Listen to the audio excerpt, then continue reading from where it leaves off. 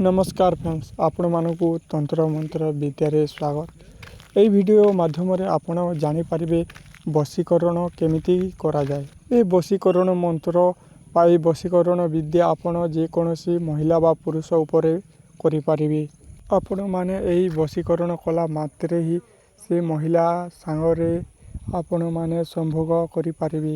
যদি आपण মানে তন্ত্র মন্ত্র বশীকরণ को विश्वास करती ताहले ए वीडियो को शेष पर्यंत देखंतु। ए बशीकरण जनाशुना लोक संगरे करिवे नाही। एही एकमात्र दुनियार सबुठारु शक्तिशाली बशीकरण मंत्र।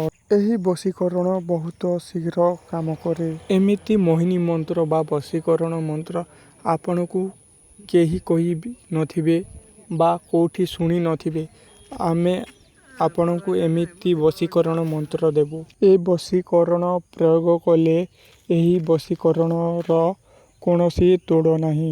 ध्यान दियंतु ए बशीकरण निजर पत्नी बा निजर प्रेमिका संगरे ए बशीकरण प्रयोग करंतु। एही बशीकरण प्रयोग कला मात्रे ही से महिला मनरे आपण माने बसी जिबे एवं दिन राति केवल आपण कथा भाबिबो। एही बशीकरण प्रयोग कले से महिलाटी आपण को देखिबारे लागिबो। आपणको सांगरे से महिला कथा हेबो बा आपण को टिके न देखिले से रही पारिबो नाही। ए बशीकरण प्रयोग बहुत कम लोक ही करंती बा बहुत कम लोक ए बशीकरण मंत्र जानि छंती। कारण एही बशीकरणर कोनोसी तोड़ नाही। तो फ्रेंड्स ए वीडियो को आरंभ करिनेबा।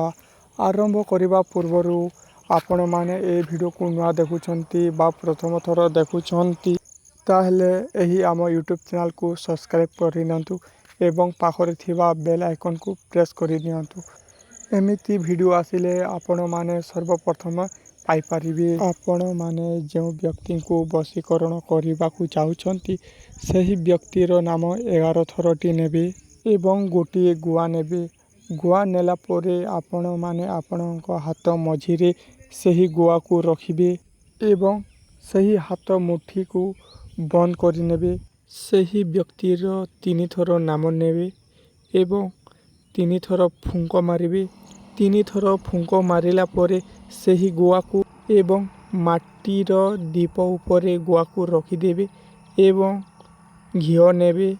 एही घिओ नेला मात्रे ही एही दीप को आपण माने जलाइबे एवं एही बशीकरण प्रयोग केवल संध्या बेले ही करिवे। एही दीप पूर्व आड़ को होइथिबो एवं आपण माने पूर्व को मुह करी करिवे। एही बशीकरण कला मात्रे ही सही व्यक्ति जोउटी थिले मध्य भी दौड़ी की चाली की आपण पाखकू आसीबो। ए वीडियोटी आपण मानकू निश्चित भावरे भल लागिला ताहले कमेंट माध्यम रे आपण माने हमकू जणाई पारिबे।